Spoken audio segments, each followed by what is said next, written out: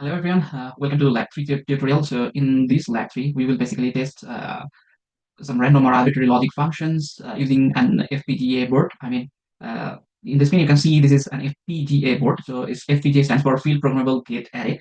So here you can upload your logic functions and test your logic function related circuits. So this is a physical board. I hope you already got this board. So what will we do with this board? So suppose we have designed a logic function. Let me show you with an easy example. Like suppose you have a function where y is equal to like a plus b plus c plus d, something like that. This is I just made it up. So you want to test this function. You want to upload it to the FPGA so that you can physically check the logic. So here, using this board, you can do that. You can upload these things into this board where, as you can see, A, B, C, D are input switches and Y is the output. So here, in this board, there are several switches. As you can see, these are the switches.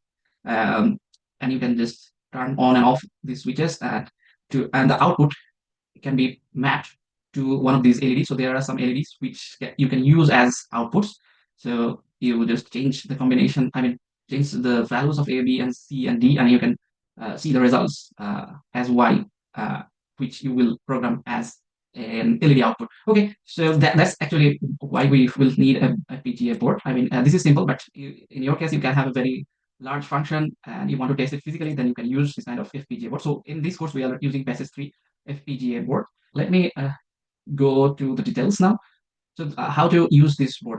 You want to program this device or this FPGA. So how should you program this device? How to tell this FPGA board that this switch is A, this switch is B, this switch is C, and what to do with this ABC. So you have to write codes. You have to program this device. To program this device, we will be using a software called Vivado. We will be using this software Vivado. And here, using that Vivado, what will we do? So a typical flow in Vivado simulation software is like this, as you can see. So we have to import some source files. So source files, there can be three source files. You can have more than that, but a basic run. In a basic flow, you should have these three files. Design file, test bench, and XDC constants. I'll talk about them in details in a few minutes. So let's just get an overview first. So from the source files, I will run simulation, and from run simulation, we'll run synthesis. Then from run synthesis, we'll run implementation, etc., etc. No need to worry about these steps. I will talk about each of them separately, and I will explain each of these steps. So, and then from run implementation, you have to generate bit Then generate bit stream, there will be a bit file, and we'll upload this to FPGA. So the final thing is FPGA. So what should we upload to FPGA? The bit file, and all these steps will create this bit file. The bit file is the result of all of these steps. Okay, and now as I have mentioned that I will talk about each of these steps later. Now, what should I upload? The bit file to the FPGA. Now, let me talk about the tasks of Lab 3. Let me get you an overview. So at first, there are three tasks for this Lab 3. So in task one, we will have a ready-made bit file. For the task one, you do not have to go through these steps. You will be given a ready-made bit file, and you have to just upload it to FPGA, and you will test the results in the FPGA. So what kind of bit file you will get? So that bit file will be a MUX, so 2 to 1 MUX. So you will have a 2 to 1 MUX bit file, and you just have to upload it to the FPGA. In your BASYS3 board. So and check the results. Okay, so you will have 2 to 1 MUX bit file. And then in task 2, you have to create the bit file yourself. You have to go through each of these steps and generate the bit file yourself. Okay, so in task 2, so the same thing. 2 to 1 MUX. You have to design 2 to 1 MUX, and then you have to go through all these steps and generate the bit file, and then upload to FPGA. So all the steps. So you have to follow all of the steps to generate bit file. Okay, and in task 3, task 3 is exactly similar to task 2. Instead of 2 to 1 MUX, you have to design a 4 to 1 MUX, and you have to follow all the steps, like from from writing the source files to generating the bit file and then upload to FPGA. So all of these steps you have to go through. So task 2 and task 3 are basically are the same actually, but in task 2 you have 2 to 1 MUX, and for task 3 you have 4 to 1 MUX.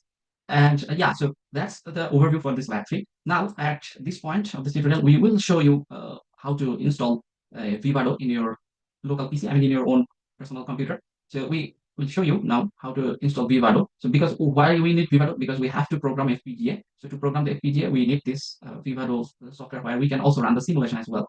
So here I will show you how to download and install Vivado. So you have to come to this page, web page. So the link of this page will be in the lab sheet. So just follow that link and come down right here. So there are several files to download. So here for the Windows, the first one is for the Windows and the second one is for the Linux. So as I'm using Windows, I will just click right here and it should start downloading. Before that, you have to have a ID and AMD. So I have already an ID, so I'm just signing in. If you do not have any ID, you just create an account. So if you have something like this, you can just make it allow, and then let's go to next. You have to provide your AMD email address and password here. So you have to use your AMD credentials here. So let me use mine.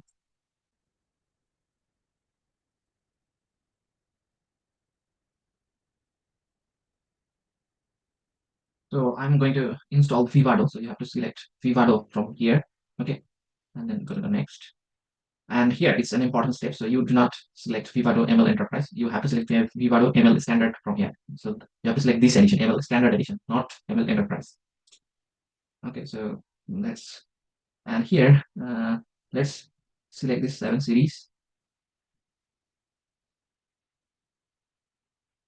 Yeah, I think that's good enough. So because we will be using a board that's 7 series, so that's why I have selected this 7 series. And then go to next. And then you have to check all the I agree boxes. All the I agree boxes and then next. And just like keep it like this. I mean, I'm installing this in this directory. I'm in the C drive named as Xilinx. Okay, so it should not exist actually at first place. This directory does not exist. Then you have to just create one. Just I'm pressing yes here, and then just press install, and it will take a few minutes to install this Vivado in your PC. So the downloading file size is like, as you can see, it's 17 GB. So you have to have 17 GB space in your computer. So not actually a few minutes. It took like nearly an hour for downloading the installation files and installing it, etc. So in your case, depending on the download speed of your internet connection, the installation time or downloading time may vary. So at the stage of final processing, as you can say, install will be kept for something like that.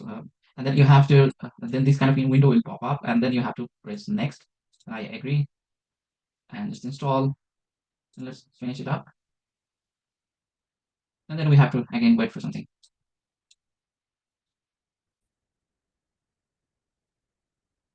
So after the installation is complete, just the confirmation window will pop up. Just press OK, and our Vivado should be ready. Let's just try to open that. So you have to just type Vivado, search for Vivado, and then press open, and it should open in a few seconds. So when you open Vivado, this is the user interface you can observe. So here, from here, we will start creating our project. So after you have installed the Vivado software, let's come back to task 1. So where you will be given a bit file. You just have to upload it to FPGA. This bit file is a ready-made bit file of a 221 MUX, and the switches are planned like this. So there will be a pin. So there are 3 different pins, input pins, like the selector switch A, B, and the output G. So so in this bit file, actually, let me show you. So this is a MUX. And there is a switch. This is named as S, and there are 2 inputs like A and B, and there is an output which is G. So these are the input and output pins, and these are mapped like this. Okay, so here, as you can see, these. So these are the pins like V17, V16, and W16, etc. So V17 is the S pin. I mean S switch. I should have told switch. So this is not pin. So this is input switch. So this is S, this is A, and this is B. I mean it's already written in the bit file. it's a ready-made bit file, and inside the bit file it is mapped like this. I mean, this will be S, this is A, this is B, and there is an output pin. Okay, so there is an output pin, not output pin, output LED. So if the light, I mean LED light turns on, then you will interpret as 1, and if the LED light does not turn on, you will interpret this as 0. Okay, so this will be, I mean, the bit file will be uploaded to the FPGA. So let me show how to upload this bit file into the FPGA. So here for that, I have my Vivado here. So we have to create a project, and then we have to press next, and let's name it like project 3, not project 3, let's like write it as lab 3 task 1. Task 1 here. An important thing to notice, the project location is important, because Vivado may create some issues if your project location path, I mean this directory, has space in it. I mean, like here in my case, there are no spaces, as you can see. But if you name a folder like new folder and there is a space between new and folder, then it may create problem. So we have seen issues in Vivado if the folder name has some spaces in it. So make sure there is no spaces in any folder name in this directory. Okay. Now, so let's click on next, and here select RTL project, and make sure these boxes are unchecked, or you can just check it. Also, yeah, so for task 1 you have to check this box. So we do not want to specify any source at this time, so just make it checked and then put next. And here we have to select the FPGA board model. Okay, so let me show you the board again. So here, as you can see, this is BASYS3 board. Okay, but I don't think it is visible from here. But you have, oh yeah, this is visible. So this is an RTX 7 model. So we have to select that. So here, if you go to the family, you have to select RTX 7. To narrow down the search, we have to select the package. So the package is CPG236, and this, you have to select speed -1 or something like that. So then this is actually the exact model here. So XC7A35TCPG2361. Okay, so we have to select these specifically, and then go to the next, and you have to click finish. And then it will open a project manager window. Here, take time to familiarize with this project manager window. But here for task 1, we directly need to go to the Open Hardware Manager, and then we have to hit Open Target. But before that, we have to connect our FPGA. This is the physical FPGA board, BASYS3 FPGA, and here you have to connect one terminal of this cable through this micro USB port of this FPGA, and the other end should go to your PC. And there is an on-off switch right here. This is the on-off switch. You have to turn it on by pushing it to the up position. So if you turn it on, then it should look like this. So this is like initial situation is like this. So after connecting the FPGA board physically with your USB port of your PC, then you have to come back to Vivado, and you have to go to the Open Hardware Manager and then Open Target from here or here. So let me put Open Target and Auto Connect. So it will take a few seconds to detect your FPGA,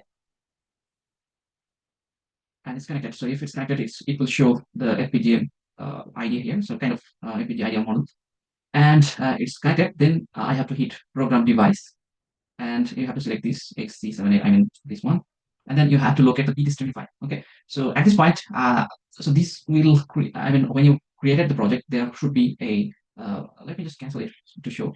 So whenever you created that project, it should create a folder like this. So in my case, lab3 task 1. So for convenience, I will copy and paste the bit file right in this directory. Okay, so that bit file will be provided to you via Canvas. So here, as you can see, I have pasted this bit file right here. Then here, as you can see, let me go back.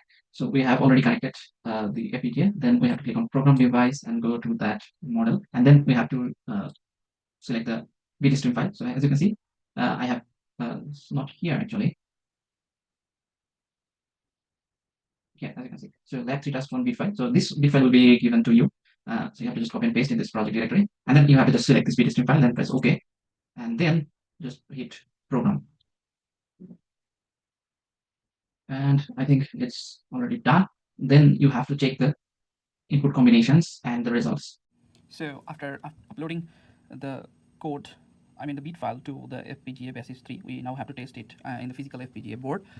So let me write it down. So we have mapped like this. So this switch is S, I mean the selector switch, and this is A, and this is B. So we have mapped like this, and the output should be this LED. So currently this LED is not turned on. So if the output is 0, the LED will not turn on, and if the output is 1, the LED will turn on. So currently, what is the situation? Like right now, the AS switch is in 0 position. So if it's down position, it's a slider switch. If it's in this position, I mean in the down position, then it's a 0. If you push that up, then it will become 1. Okay. Now, if we want to check the combinations here, as you know that if A is equal to 0, then A should go to the output. Okay. So currently S is 0, A is 0 as well. That's why the output is 0, because here output is like A. If I turn A to 1, as you can see, now A is 1, then the output is turning on. If S is equal to 0, then A will go to the output. So currently A is 1, that is why 1 is going to the output and the LED is turned on.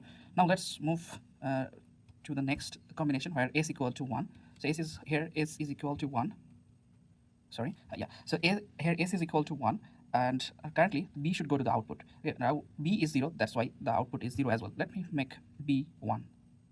So I've turned that on, so I push that switch up, and B becomes 1, and this B is going to the output Y, which is 1. So that's how a 2 to 1 MUX works. Now, let's come back to our task list. So here we have completed task 1. Now let's move to task 2. So task 2, in task 2, you have to design a 2 to 1 MUX yourself and generate a bit file. The ultimate goal is to generate a bit file and upload to FPGA. Now in task 2, we have to go through all these steps. I mean, in task 1, you got a ready-made bit file, but here we have to create this bit file. So let's now generate these source files in Vivado. So let me go to the Vivado. This is the user interface, and we have to go to create project again.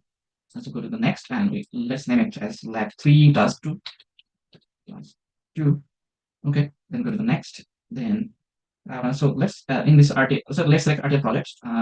Let's uncheck this. Do not specify sources at this time. So we want to specify the sources at least for this task 2.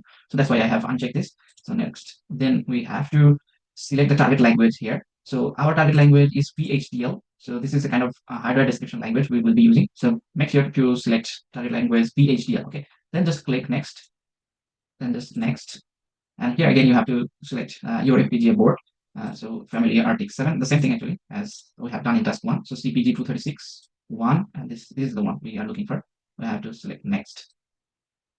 Do not worry about these warnings. Just click on finish, and it will open the project manager window for this task 2. So we have not created any source file yet. So let me show you again. So we have we will need this source files. At first, the design source file. Okay. So we will write this design file first. So let me show you how to write the design file. Okay. Here, so we have to create a, as you can see, these are source file area. I mean, you have the source files you will be creating will be displayed right here. So create a source file, we have to press plus or add sources. So we have to select add or create design sources and then press next and then press create file and make sure the file type is VHDL and let's give it a name. So I am writing MUX 21. So this is the design file and the file name I am inserting is MUX 21. Then press OK and then press finish and then press OK here. Just press yes. Okay, then you can see the source manager is updating. And if you expand the design sources, you can see that there is a file called MUX21. And as you can see, the extension is .vhd. So for VHDL file, the extension is .vhd.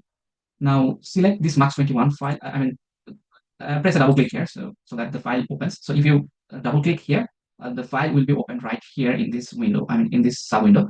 So there are some codings right here that we will just okay, so let's describe this. So at first, this double hyphen. So if you have a double hyphen, it means it's a comment. Okay, so the line will not be executed. Okay, so whenever you see like double hyphen, these are like comments. So this is a template.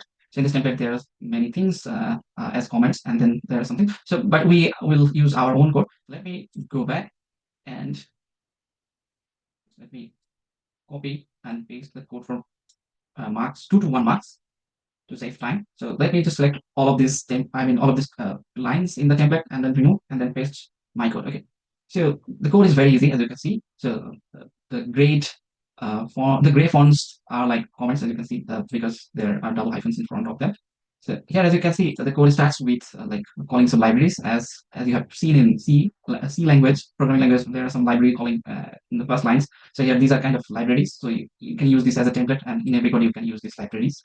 And then here, as you can see, this is entity. Entity is like defining the device or defining the ports. So I have named it as MUX21. Okay, I mean 2 to 1. That's why MUX21. You can name it anything you want. So entity MUX starts here and ends here. And you have to define the ports, as you can see. So S is the selector port. So these are the ports. So S is the selector switch. A is the input switch or input pin or input switch, whatever. So B is the input switch and G is the output here. So as you can see, it's very easy to observe that if you want to define a port as an input port, you have to just write in. And if you want to define the port as output port, you have to write out. And this is like a standard logic. So this is, it is calling library, something like that. So whenever you want to define a port or declare a port, you have to write like this. Okay. So use this template for other codes as well and for other designs as well. And then we have to write end and the entity name. So this is the entity name is MUX21. So you have to write MUX21 here as well. If you give a different name to this entity, you have to write that specific name right here. Okay. Now come to this block here. You have to define the behavior of these input output ports. I mean, so here in this entity, you have just defined ports. Okay. So how these ports will behave, you have to define right here in this block. So this is architecture behavioral of MUX21 is you have to write exactly like this to define the behavior of this architecture. And I mean, this is the ending of this behavior block. So you have to write here the behavior. So we have to write the behavior of a MUX, right? So G is the output here. So G, this what does this line say? This line says that G will be equal to A when S equal to 0, else G will be B. I mean, let me just draw. I mean, this is the functionality of a MUX, right? So you have a selector switch and you have two inputs because it's a 2 to 1 MUX, and you have output like G. So how does this MUX work? So if S equal to 0, then G should be A, right? I mean, if S equal to 0, then A should go to the output G. And if S equal to 1, then G should be equal to B. I mean, when S equal to 1, B should go to the output Z. Okay. I mean, here in this line, exactly the same thing is written. So G will become A when S equal to 0, else G will become B. So this is like a very compact form to write that logic. So this is this line actually defines the 2 to 1 MUX. Okay, so that's it. So this is the design source file. Okay, so this is enough. So we have to press save, Control S to save this file. So this will be saved. And then let's go to our main figure here. We have told you that we need different kind of source files. From here, we have already made the design file, which is mux21.phd. We have already written the design file. And then to test this design file, we have to have a test bench. I mean, let me show you. So you have this MUX, you have defined the behavior, but now you have to excite this circuit, right? I mean, this is A, and this is B, and this is G. So the design file does not know when to put, I mean, what values to put in A, B, or S, right? That actually defines the design, but you have to excite this circuit. I mean, you have to input something to A or B. I mean, if you want to put 0 or 1 to A, you want to put 0 or 1 to B, and you want to put 0 or 1 to S, right? So how will this go to this design file? So that's why we need an excitation file. I mean, the file that will excite the circuit, and we will observe the output from that. Okay, so that's why we will need a test bench file to stimulate this circuit, our logic circuit. Okay, now we have a test bench file. I'll describe the file in a moment. So this test bench file and design file will be given to you. Okay, so and we have to create that test bench file here in the project. So to create a test bench file, we have to press plus right here to add sources. And then you have to select add or create simulation sources. Okay. For test bench, you have to select this option, simulation sources. So press next. Now press create file. Make sure this is VHDL. And the file name should be like test.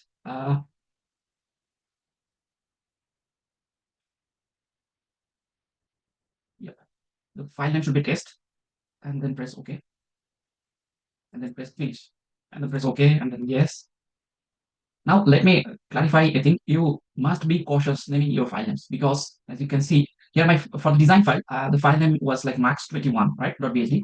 And here the entity name is also MUX21. So you have to make sure that these file name and this entity name matches. Okay. And for the test bench file as well. So we have just created a test bench file, but we have not put any code on that. So the created test bench file should be right here. And this is the test.phd. We have just created it. We need to double click here.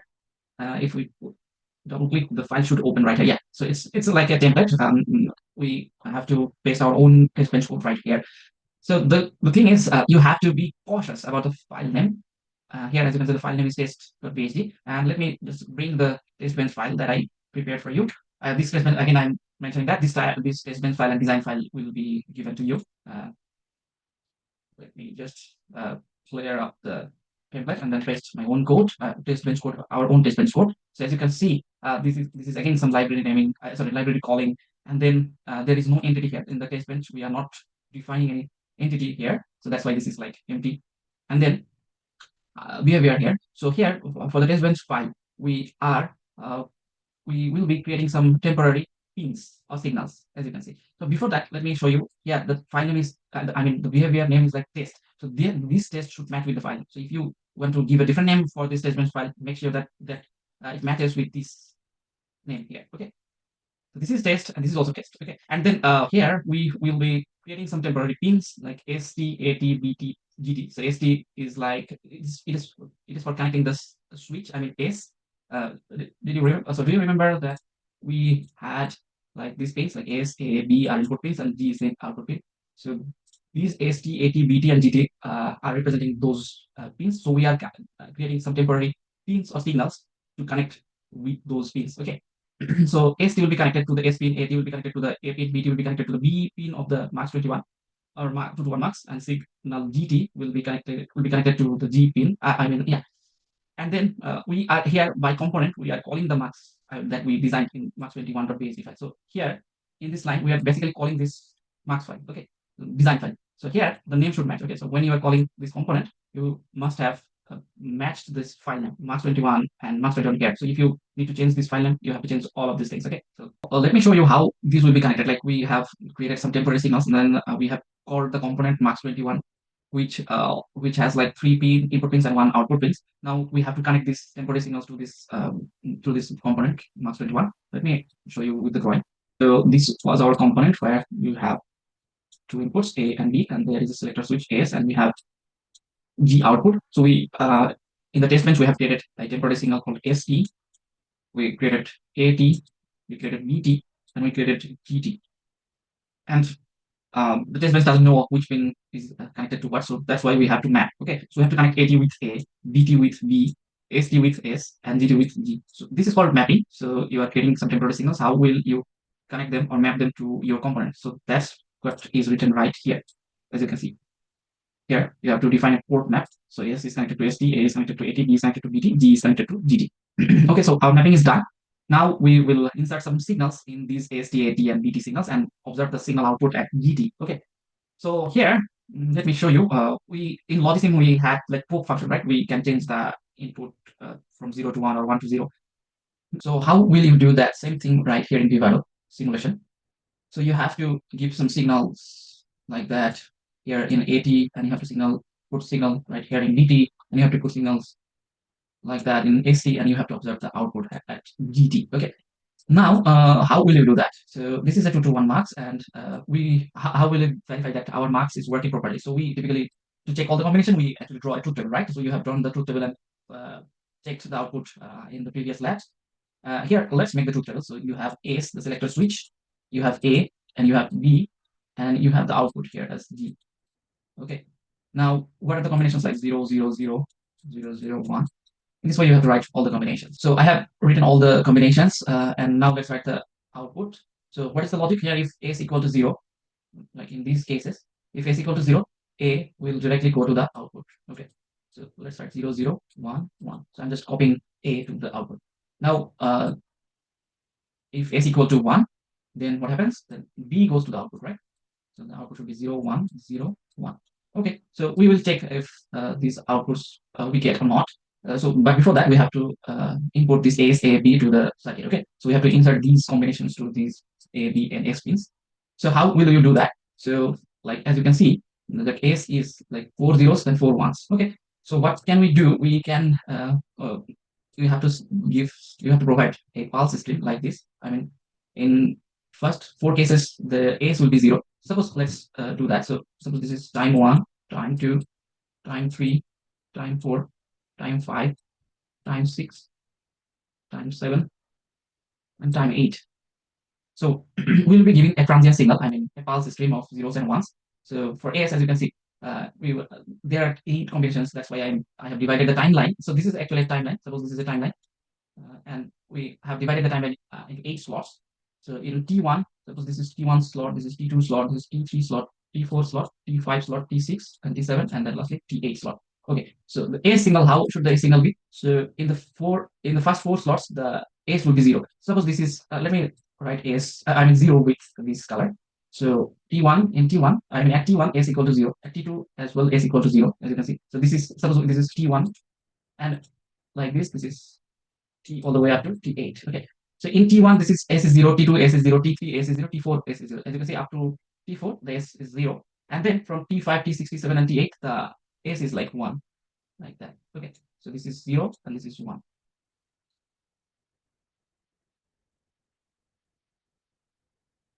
Okay. So S is varied like this. Okay. Then what about A? Now let's write A. How should the A signal be? A signal is like 0, 0, 1, 1, 0, 0, 1. Okay. So at T1, it's 0, 0, 0, 0. As you can see, these are zeros. And then third slot is 1. And in fourth slot as well is 1. Again, in this slot, this is 0. Again, it drops to 0. And in T6, it's also 0. And then again, in the last 2 slots, it's 1. Like that. So 1, 1. So S will be like this pulse, and A will be like this pulse. Okay. So, and then let's go for B. How does this B vary? As you can see, 0, 1, 0, 1, 0, 1, 0, 1, like that. Okay. So let me draw this. So 0, then 1. Let me extend these lines. Okay. So B is like 0, 1, then again 0, then again 1, then again 0, then again 1, then again 0, then again 1. So like this. So B is like this. Okay. So I mean, what are we doing? We're actually making the input signals. Okay. So it will provide these signals to our MUX representation or MUX implementation. So we will insert these ASAB signals like this, and then we'll observe the output GT. Okay. Uh, then we will plot. I mean in Vivado you can see these kind of signals. Okay. So in G we will observe the output. How does this look like? Okay. So in Vivado we will do this. So before uploading these design files, we have to. So let me go back to the source files. So we have already written the design file, and we have also written the test bench file. Sorry. We do not have written. We have not written the test bench file yet. So I am just discussing how this should look like. So in the test bench file, we have to like define these kind of ASAB signals, and then we will run simulation. Then we will get the signal output. Okay. So in test bench, basically you have to define these pulses. I mean input pulses. So let me go back to the space file. Here, as you can see, so I have done that same thing actually. So here, as you can see, we have started the process. Here, begin. At first, let me just put them side by side so that you can compare. So here, basically, this block represents the T1. So at T1, S is like 0, right? S is 0. A is 0 as well. I mean, look at the T1. S is 0, A is 0, and B is 0 as well. So everything is 0. S is 0, ST, I mean, temporary signal S is 0, AT is 0, B is 0. Okay. And how long will you want to keep like this? So the T1 is like 100 nanoseconds. So every slot is 100 nanoseconds. So if we want to make this make every slot 100 nanoseconds, that's why the T1 should remain like 100 nanoseconds. So S is 0, A is 0, B is 0 remains like this for 100 nanoseconds. Okay. Then we change the signal value. I mean, next we come to T2. At T2, S is 0, A is 0, and B is 1. Okay. So that's what I have written. 0, S is 0, B is 0, and sorry, A is 0, and B is 1. So like this, we have to define all these time slots. So these blocks actually represent these time slots. Okay, so in this way, I have written all these T1 to T8 time slots, and then we have to just write these syntaxes like in process and behavioral and etc. So that is a test bench code. This should test our marks to one. I mean 2 to 1 marks. Okay, now let's save this file, and now we want to simulate. So for simulation, we just need the design file and the test bench file. Okay, for the simulation run. Now, simulation is important because we, before uploading to the FPGA, I mean physical FPGA, we need to test whether our logic works or not. So that's why. So to do the simulation, let me go here. So here, as you can see, the project manager. Here, go to the run simulation. Let me go to the design flow. I mean procedure flow. Here, as you can see, after the source file, we have not talked about the XDC file yet. But for running the simulation, we do not need XDC file now. but we will need for uploading it to FPGA. We will talk about it later. So at first, using the design file and the test bench file, let's run the simulation. Okay. So here as you can see the simulation block. Here you have to press run simulation and then run behavioral simulation. So after completing the simulation, it should open a window like this. So to view the proper results, you have to press a button here. So here as you can see, zoom fit. So you have to press on this button. And then you will see some kind of pulses as you can see. And this is our T1 time slot. This is T2, T3, T4, T5, T6, T7, T8, and so on. It actually repeats. And then let's take, and the first line is the A signal. And as you can see, these are the signals are like in this serial, like AS, A, B, and G, AS, A, B, and G. Okay, so G is our output. We need to check the G. So let's verify this. So in this time slot, so let's look at this T1 time slot, AC 0. So our theory is if AC 0, then as you can see in the first four slots, AC 0. So if AC 0, A will be copied to A will be transferred to G. So as you can see, the second and the last signal, last one is the output. So the second one is the A. So A should directly go to the output. So as you can see, this for the first four slots, A is like just copy pasted to G. Okay, 0011 and 0011. Okay, and then when S becomes 1 in these four time slots, when S becomes 1, then B should be copied to the output or G. As you can see, B is the third signal and the last signal is the output. As you can see, the B is directly being copied to the output 0101 and the output is also 0101. So our MUX is working properly. We have verified through simulation. Now we can go towards uploading to FPGA, but before uploading to the FPGA, there are several steps. As I have mentioned that we have completed the simulation run, and for the next steps, we need another source file, which is called constraint or XDC file, okay, where we will tell the FPGA that which pins will be connected to the which physical pins of FPGA. Let me go back. So there are, as you can see, there are several pins, switches. Switches will be used as input pins and LEDs will be used as output. Here we have, okay. So here we have like selector switch A and B, and then we have G output. So what we need to do, we have to define these as AB pins. We have already defined, but we have to assign these pins to the physical FPGA. We have to relate this S pin. S pin will go S pin will go to which switch, because there are too many switches. You have to map these switches to this physical FPGA board. Well, that's why we need this XDC file. There is an XDC file where you will define or explain which switches will go where. Let me open the XDC file, then it will be easier to understand. So the constraint file or XDC file will be given to you via Canvas. So this is the XDC file, and you have to select this XDC file in your project. So what I have done, I have put the XDC file in the project directory, and then I need to select that. So to add that constraint or XDC file to this project, you have to go to the project manager again. So to close this, or you have to click this project manager, and then these sources will be opened, or your code editor window will also open. Here, let's go to the plus sign to add sources, and you have to add or create constraints. Here to upload or add the XDC file, you have to select this add or create constraints. Then press next, and then you have to add files. So you have to go to the add files section. Then you have to select that XDC file. So I'm selecting that XDC file and press OK, and then I just press and finish. And if you go to the sources window, then it should appear right here. You have to double click here, and the XDC file will open. Here you have to define the physical pins. Okay.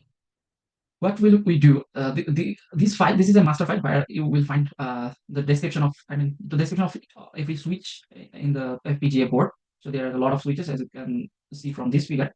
So here we will be using these switches like V17, this is V16, this is W16. So you have to connect the MUX input pins to these switches.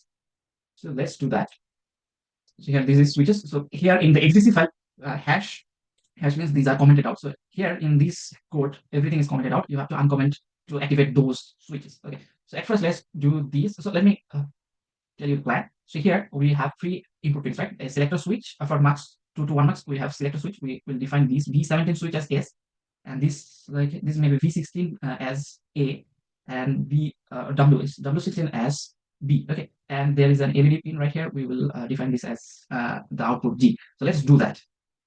So here you have pin V17, as you can see. You have to uncomment this, like just yeah, just delete this hash, and then here instead of switch 0, you have to write S, because we want to connect S pin with V17. So you have to write S after get ports. Okay, and then similarly you have to do this for the second line as well. This is also related to the same pin, like V17.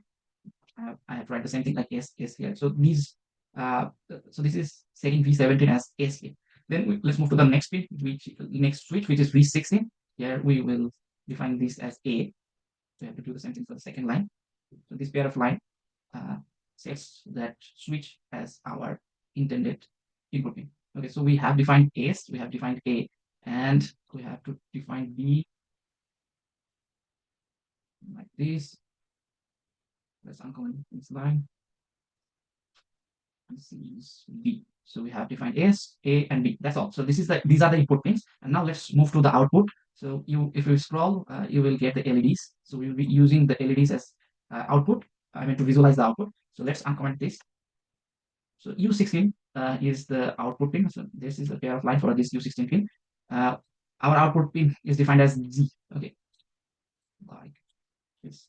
So I have saved this U16 LED as G of our MUX. Okay, so that's it. So there are three inputs and one output. So this is how we actually modify this master XDC file or constant file. So let's save this. Always remember to save by pressing Ctrl S. Now we have already defined the XDC or constant.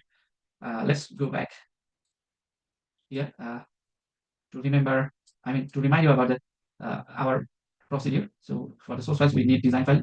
We have that. We need test bench. We have that. We need XDC file. We have that as well. Now we have already done the simulation. Now we'll directly go to run synthesis. So to run synthesis, there is a button here. Is it run synthesis? Now what is run synthesis? The question is what is run synthesis, right? So run synthesis is, let me show you with an example. Suppose you have a logic function like y equal to ab plus c. So in design file, you have written that. But how will it be executed? I mean, this is we the synthesis, I mean the run synthesis will do what? It will convert your function into get level. I mean, to implement this AB plus C, what do we need? Like for AB, we need an AND gate, right? A, B, and sorry, this is AB, and you need another OR gate to implement the addition operation, right? This plus. So the OR gate will take A plus AB.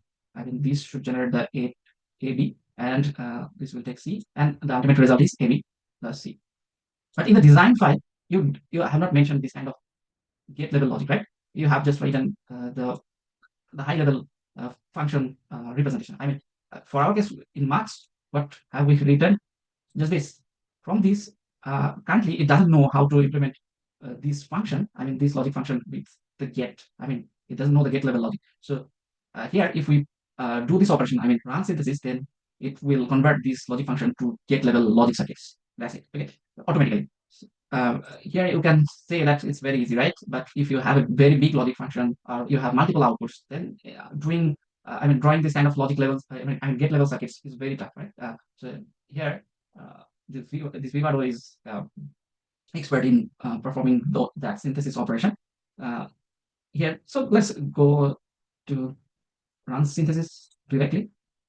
So to run synthesis, we have to just select this run synthesis button, and here everything is okay. Let's press OK, and then it should start synthesis. So you will get the progress here. You have to select, I mean, click on this project summary tab, and as you can see, the status, synthesis status. So it is running. It should take a few seconds to do the synthesis. So after the completion of the synthesis, this kind of window should pop up, and you may have some kind of warnings, but you do not have to worry about those. You only have to worry when there is error. So just you can ignore the warnings. And in this window, if it's selected to run implementation, then you can press OK, because as you can see, after the synthesis, the next step is run implementation. Okay, so we have done the run synthesis button, then we have to go to the run implementation button. So it's run implementation button, then press OK. If you somehow miss that, no need to worry about this. You can just after synthesis, you can also run the implementation from here. Okay, so I'm pressing run implementation from here and pressing OK. And again, you can see the status of implementation right here. And now, in the mean, let's keep it running. I mean, it will take a few seconds. So in the meantime, let me describe what is implementation now. Okay, so in synthesis, you do have this kind of logic level circuits. Okay, gate level circuits, and then what does the implementation do? The implementation actually maps this kind of logic circuits into the FPGA. So in the FPGA, there are several. There are many gates. Uh, so you do not have to use every gate of the BASYS3, right? Because there are so many gates. So in the implementation, it will assign some gates to to perform your logic function. Okay. So after the successful completion of implementation, this kind of window should pop up, and the status should give this complete status. And again, you don't have to worry about the warnings. You should worry when only there is error. Then you should be worried. And here, you don't have to open implemented design. You have to go to the generate bit stream. Here, this generate bit stream will generate the bit file. Okay, because as you can see, let me go back to this flow.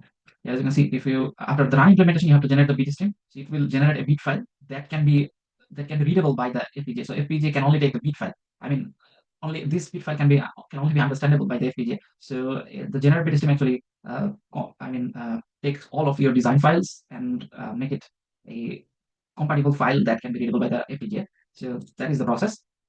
And here, so we have to generate bit stream. So you can generate bit stream by pressing OK right here, or if you somehow close this window, you do not need to worry about that. So you can just come here and press generate bit stream, press OK, then it should start generating the bit stream. This operation should create a bit file. So after you complete the bit stream generation, then you can go to the Open Hardware Manager. Again, if you just close this accidentally, you can just come here like Open Hardware Manager.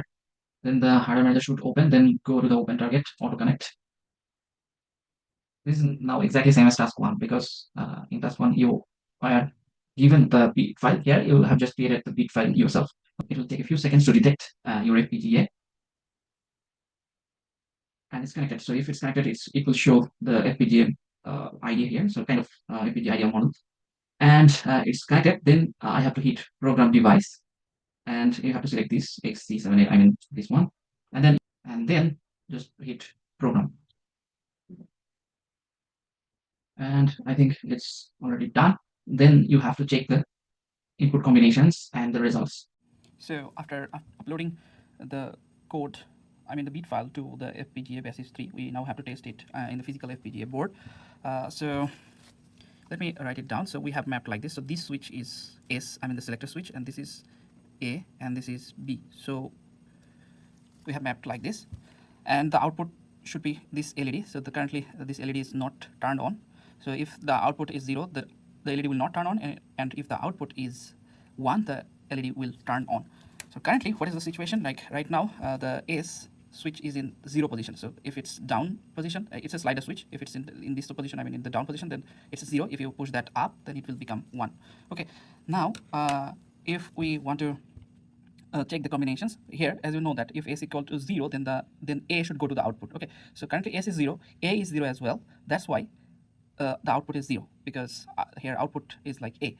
If I turn A to 1, as you can see, now A is 1, then the output is turning on. If S is equal to 0, then A will go to the output. So currently A is 1, that is why 1 is going to the output, and the LED is turned on. Now let's move to the next combination where S equal to 1. So S is equal to 1. Sorry, yeah. So here S is equal to 1, and currently B should go to the output. Now B is 0, that's why the output is 0 as well. Let me make B 1. So I've turned that on, so I push that switch up, and B becomes 1, and this B is going to the output Y, which is 1. So that's how a 2-to-1 MUX works. Now let's start task 3. Here, the requirement of task 3 is to create a 4-to-1 MUX. So in task 2, we created 2-to-1 MUX, but for task 3, you will have 4 inputs and 1 output. That's why it's called 4-to-1 MUX. So how does a 4-to-1 MUX look like? So there will be 4 inputs, right? The inputs are like A, B, C, and D, and there will be 2 selector switches, S1 and S0, and there will be 1 output, which is like Y. So this is a 4-to-1 MUX, and you have to create this 4-to-1 MUX using the 2-to-1 MUX created in task 2. So how will we create a 4-to-1 MUX using 2-to-1 MUXes? So let's do that. So suppose this is a 2-to-1 MUX. This is another 2-to-1 MUX. This has, so for a 2-to-1 MUX, we have 1 input, 2 inputs, 1 selector switch. Let's name it as S0, and there is an output for this 2 to 1 MUX. So let's name them as 21. I mean 2 to 1 MUX. And we need to take another copy of this 2 to 1 MUX. Suppose these are C and D.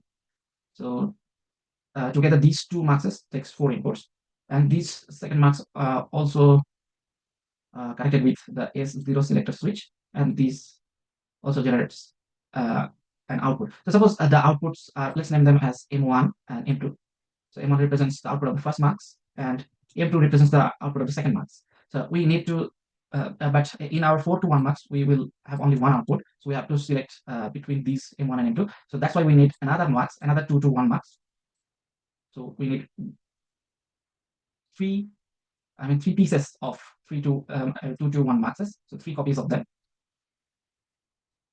So similarly, this 2 to 1 MUX takes 2 inputs, and there is one selector switch for these final MUX, and it will generate one output, which can be written as Y. So we are basically creating the same 4 to 1 MUX using the 2 to 1 MUXes. So we will be using the 2 to 1 MUXes files from task 2 to make this 4 to 1 MUX. Okay, now similarly, we have to open Vivado and create a new project for this task 3. So let me open Vivado and create a project for this task 3. So exactly in the same way, I will be creating the third project file. So that's 3 task 3. Let's yeah, so let's keep that. And here we have to select the target language as VHDL, and this next, and select the family RTX 7, the same thing as task 2 and task 1, this one.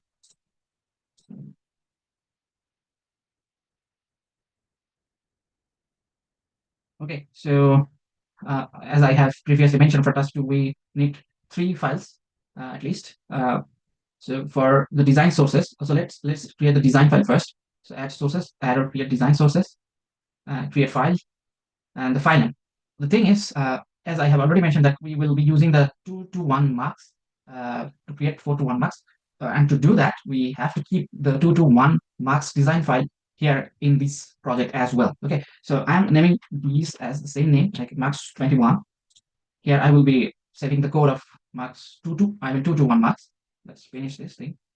Press OK, press yes. And let me open the design source file. Let's double click on it, and this is a template. We have to clear this, and we have to paste the code for MUX 21. So let me bring that. So here is the created VHD file in task 2. Here you have to do one thing. So if I double click on it, it will open with my Notepad++ software. In your case, it may not open with Notepad++. So what you have to do, you have to, suppose this XDC file, it doesn't know that what software to use to open this file. So what you have to do, you have to select this file, and in your case, for VHD file as well, you have to do the same thing. Go to select that file and go to the right, go to right click, yeah, and then you have to go to the properties and make sure it opens with, like here, go to opens with, and go to the change button and select Notepad++ and set default, and then press OK, and it should now open with the Notepad++. Similarly, for VHD file as well, we'll have to change the properties so that it opens with Notepad++. Okay, so now let's open the MUX 21 VHD because we will need it in task 4, task 3. So let me just copy this file, copy this code, and let's go back to the task 3. And here in MUX 21, I have to just copy this thing. So this is MUX 21 code, and this will be used as a unit to make 4 to 1 MUX. Okay, so for this we have to create another design file. Okay, so let's create a design file. That will be used as to make the 4 to 1 MUX. So add or create design sources, then go to next, and go to create file and name it as MUX 41.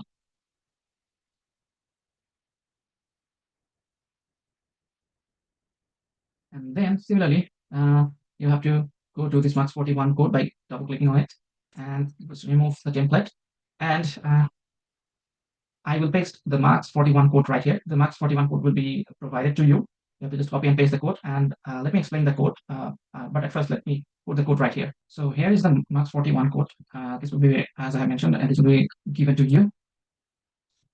I'll paste that in. So how this is a MUX 41? Let me explain line by line. Here, these are typical templates. You're calling the library. Now we are making an entity. We are defining the ports, input output ports. So for a 4 to 1 MUX, as I have mentioned already, that there are two selector switches here, S1 and S0.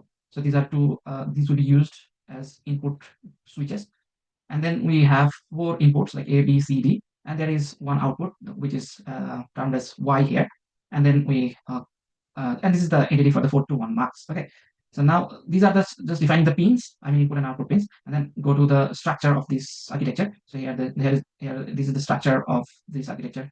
So here, whenever we call component, it means we are calling a component. Which component we are calling? MUX21. Okay, so that's why we need this MUX21 file right here, because it will be calling the MUX21 file, and it will be searching in this project, in this directory. So it will get this component name, because this entity name is MUX21, and here in MUX41 it is calling that entity. Okay, so here we have to define the ports. As you can see, the ports for MUX21 was like, for 2 to 1 MUX, these are the ports. Like S is the selector switch, A, B, and output is G. Now we have to properly define these pins, for the unit MUX pins. And then let me put the drawing and these side by side so that it becomes easier for us. Okay, now let's see the structure. So this is, let me change the color. So this is 1 MUX. This is calling 1 MUX, and then we will be using these MUXes. So here, as you can see, and there are temporary signals called M1 and M2. M1 is the result or output of the first MUX, and M2 is the result of the output, output of the second MUX. Okay. So now how these are connected, we have to define, we have to define this connection. We have to explain this connection to Verilog, to Vivado. That's why we are writing this. So here, MUX1 is like that. So MUX1, we are calling MUX21, and we're mapping this port like this. Okay. So for this, we know that these are like these unit MUX were defined. This unit MUX was defined as there are two inputs and there is one selector switch. The selector switch for unit MUX, the selector switch name was S. So and we are giving it a new name. S naught. So that's why, as you can see, S naught is being assigned to S. And for the first MUX, actually, A is being mapped to A, B is being mapped to B. G is the output of the unit MUX, right? And we are naming the output of the first MUX as M1. That's why for the first MUX output G, we are assigning the name as M1. Okay, this is M1. And for the second MUX, what will be the A and B? What are the inputs? So as you can see, C here, these are the internal naming. The MUX, the unit MUX was named, the ports or pins of the unit MUX was named in a way that the first input is A, the second input is B, and the selector switch is S, and the output is G, like that. Okay, so these unit MUX are named, the pins of this MUX is named like that. But here, we from outside, we are naming it as C, and we are naming it as D. So we have to properly write them. Okay, so as you can see, for MUX2, port map is like S, S naught is connected to S. As you can see, the internal name for the unit MUX of this pin was S, and we are connecting S naught to this S pin. Okay, and then for the internal pin A, it is connected to the external pin C. Okay, so as you can see, A is connected to C, and similarly, B is connected to D. As you can see, B is connected to D, and similarly, the output pin G will be named as M2. So that's what it is written. G will, goes to M2. So that's how you are connecting the internal pins of our unit MUX to the external pins of our ground 4 to 1 MUX. Okay. Now let's define this MUX, and this one. This is the third MUX. So it is named as MUX3, and you're calling again MUX21. Now, how are you mapping? So let me draw the internal pins here. So for this unit MUX, the internal pin is the same, like S. Let me clear things up. Okay, so let me draw the internal pins. So this was S, this was A, and this was B, and this was G. Now we have to connect A with M1, right? So that's what it is written here. A is connected to M1, and the S is connected to S1. S should be connected to S1, and B is connected to M2. That's why here B is assigned to M2. And lastly, the G should be connected to the final output of the 4 to 1 MUX, which is Y. So G is connected to Y. That's how three MUXes are connected. The input and output pins are connected like this in a to form a 4 to 1 MUX using these 2 to 1 MUXes. So now this code should, this design file should work like a 4 to 1 MUX, which has used 2 to 1 MUX. Okay. So that's why we need to put both files right here. MUX41 will call MUX21. Okay. And then if you save this file, if you expand this, you will see that under MUX41, there are three MUX21, because from this structure, it is visible that to make this 4 to 1 MUX, we needed three 2 to 1 MUXes. That's why there are three MUX is under this MUX 41. I mean 41 MUX. So we have completed the design files. Now let's test this 41 MUX. To test this 41 MUX, we need a test bench file. So let's open or create a test bench file. To create the test bench, you need to arrow create simulation sources. You have to select this and then go to the next create file. Let's name it as test. It's okay, I guess. And the test file should be ready. Here, this is the test file. Not ready. I mean, the file is ready, but we haven't put anything useful here. This is just a template. We have to remove the template and we have to put our test bench file. The test bench file will be provided to you. So I have copied the test bench file. Let me paste it here and explain it to you. So of course, the name should be test because the entity name is test here. Okay, so this is the test file. We will test file. I mean test bench file. We have to like task 2. We for task 3 as well. We have to generate the input pulses to test the 41 marks. So that's why we need to excite the circuit using the inputs. So this is the test bench file. As you can see, it is exactly the same as task 2. Here we are creating some signals to excite the circuit. Let me put these side by side. Okay, so let me draw the 421 marks.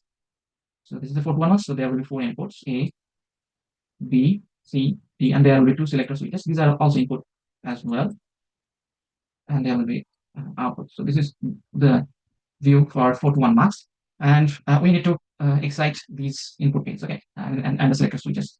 So here, as you can see, we are creating some temporary signals. For S1, we are creating S1T. For S0, we are creating S0T, and for this A, we are creating AT. B, for B, we are creating BT. For C, we are creating CT. For D, we are creating DT. So we'll be inserting signals into these pins, okay. And as you can see, it is calling MUX 41 component, and MUX 41 component has these signals. We have to just name the ports, the same port names as we have defined in MUX 41 VHDL file. So these are simply like S1 is the S1 input standard logic, S1 is not A, B, C, D, and Y is the output. That's it. You have to just write it like that. I mean, you are trying to simulate MUX 41. That's why you have to define the ports here exactly similar to the VHDL file. And then here, as you can see, mapping, then you have to map these ports. So we have to connect AT with A, BT with B, CT with C, DT with D, and S1T with S1, and S0T with S0. Okay, so that's what it is being done right here. Okay, and then we have to insert some signals. As I have shown in task 2, we have to create pulses for these signals. Suppose there are like suppose S1T and S0T. So there are, as you can see, for 421 MUX, how many combinations are there? So there are 4 input signals and 2 selector signals. So we have total 6 input signals. So we will have a total 2 to the power 6 combinations. That means 64 combinations. That will be too much. That's why in the test bench we have actually checked a few combinations. We do not need to check all the 64 combinations for this lab. So we are examining a few scenarios. So case here in case 1. AT, I mean, A is 0, B is 1, C is 0, and D is 1. I mean, A, B, C, D has some random values, I mean, 0 or 1s, and S1 is 0 and S0 is also 0. So let's draw a truth table and show what combinations we have observed in the test bench. So suppose this is S1. Let me draw ABCD first. Oh, no, maybe S1, then S0. Okay, then A, then B, then C, then D. So in the first case, as you can see, A0, B1, C0, D1. So 0, 1, 0, 1, something like that. This is a random combination of A, B, C, D. And for S1 and S0, S1 is 0, S0 is 0. There are other combinations for S1 and S0. So in the first case, S1 is 0, S0 is 0. And as you can see, we are also changing. So keep it like that. I mean, S1 0 is not 0 for 100 nanosecond. And then for the next phase, I mean, for the next 100 nanosecond, S1T will be 0 and S0T will be 1. I mean, 0, 1, and keep ABCD exactly same. Okay, and then change the S1 S0 combination like that. So 1, 0, and then ABCD is like that. And for the last combination for case 1 is 1, 1, and we are keeping ABCD exactly same. Okay, for this. So this is actually case 1. This whole thing is case 1. We are varying is selector switch combinations, and we are keeping ABCD as fixed, and we will observe the output. Okay. what should happen, right? Okay, what should happen? What should be the result? The result should be like this. So if the S1 S0 is 0 0, treat S1 S0 as a 2-bit number. Okay, so if S1 S0 is 0 0, then A should be at the output. Okay, whatever A is, like here A is 0 and Y should also be 0. Okay, and if the selector switch combination is 0 1, then B should be the output. Here B is 1, so 1 should be the output. And for the third scenario, I mean for the third combination 1 0, the C should go to the output. I mean, Y should be C. And for the fourth combination, I mean, when the selector switch combination is 1 1, then D should go to Y. Okay. So that's how the A, B, C, or D, which one will go to the output Y. It will depend on the selector switch combination. Okay. So this is basically one test. And in the next cases, like case 2, as you can see, case 2, here the ABCD combination is a little bit changed. That's it. But the main theory is the same. I mean, for different S1 is not zero combination, different output we will get, like sometimes A, sometimes B, sometimes C, sometimes D. Okay, so that should be this is how the test bench is written. You can change these to test yourself. I mean, if you want to check different combinations, you can just change here. Okay. So this is our test bench. So the design file and test bench file is enough. I mean, are enough to run the simulation. So at this point, let's run the simulation. So I'm going to run simulation, run the real simulation, and let's wait for a few seconds. So after the simulation, here's the result. Okay, let me show you. So to view the result properly, you have to press here, zoom fit. And here, as you can see, let's check the first slot. Let me just make it full screen. Yeah. Okay. So this is the cursor. So you can get the cursor by clicking here, go to cursor, and the value will be displayed here. So as you can see, when S1 is 0, S0 is 0 0 0, this should send A as the output. Okay. So what is the value of A here? 0. So output is getting 0. Let's move to the next combination. Here, S1 is 0 and S0 is 1. So 0 1. When the selector combination is 0 1, B should go to the output.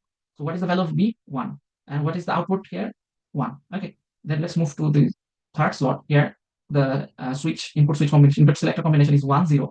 When the input selector combination is 1 0, C should go to the output. So C, the value of C is 0, and we are getting 0 at Y as well.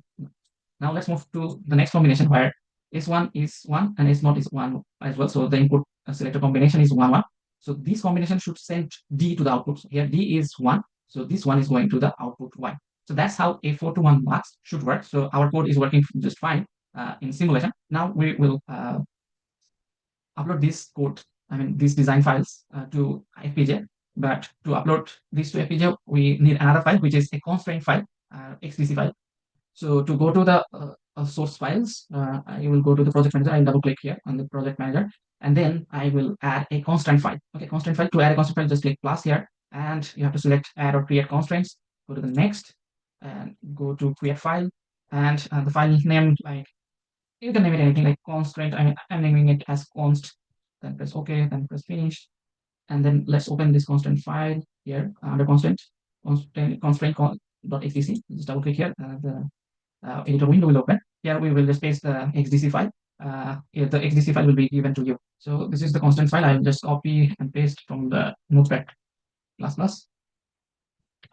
So this is the constraint XDC file for MUX 41.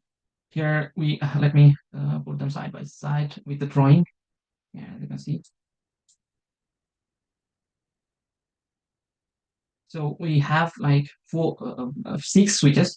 2 are the selector switches and 4 are the inputs. So that's why, as you can see, I have removed the comment sign, which is a hash. I mean, I have removed the hash sign so that I can activate 6 input switches. So pin V17, we are naming V17 as S0 and V16 as S1. Let me open the reference, this picture. As you can see, V17 is mapped to S0. So S0 switch will go to V17. S1 will go to V16. I mean, just this switch. And then serially A, B, C, D will go to these ports. So this is S0, this is S1, this is A, this is B, and this is C, this is D. Okay. This way the ports are mapped. And for the output, we do have one LED. For the 4-to-1 MUX as well, we have only one output. So that's why we are assigning a LED pin, LED port as the output pin. So as you can see, Y, our output is connected to the U16 LED. So this is the U16 LED. Okay. So this is how the constraint file is written or modified. Let me save this constraint file. Now I will do the steps. Let me show you the steps. I have done the simulation, and simulation result is correct. Then I have done the simulation run, and now we have to do run synthesis. So let's click here and press OK, and we have to wait for a few seconds, and you have to go to the project summary to view the status. It is running the synthesis design. So after the synthesis completed successfully, we have to run the implementation. You can press OK, OK right here, and it will start the implementation run. And so here is the status. Let's wait for a few seconds. So after the successful completion of the implementation, let's click on generate beat stream and then press OK. And then press OK again. And let's wait for a few seconds. And the status will be shown here. So after the beat stream generation completion, then go to the Open Hardware Manager. But before that, you have to connect the FPGA physically with your PC using the USB port, and then Open Hardware Manager. Okay. Now go to the Open Target and Auto Connect.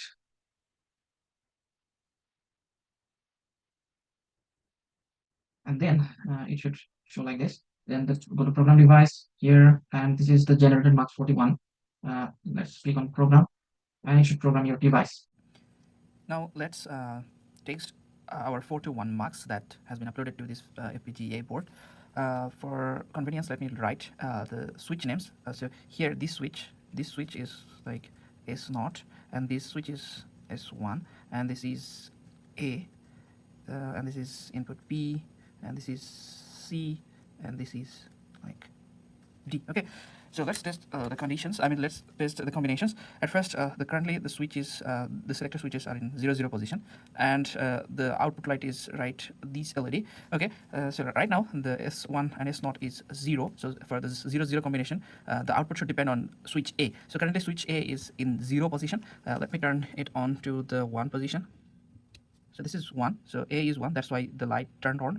Output is 1. So if I turn back, if I make A 0 again, the light will turn off. That means the output is 0. So currently for the input switch combination 0, 0, input selector combination 0, 0, the output is dependent on A. Okay, now let's move to the second combination of S1, S0, which is 0, 1. So let me put S0 to 1. So right now S1 and S0 is 0, 1. Okay, so in this situation, the output should depend on B. Okay, so currently B is in 0 position.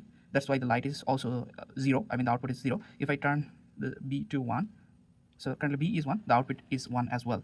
So now let's move to the next combination where S1 and S0 will be 1, 0. Okay, so let me put S0 to 0 and put S1 to 1. Now the switch is, the S1 S0 combination is 1, 0.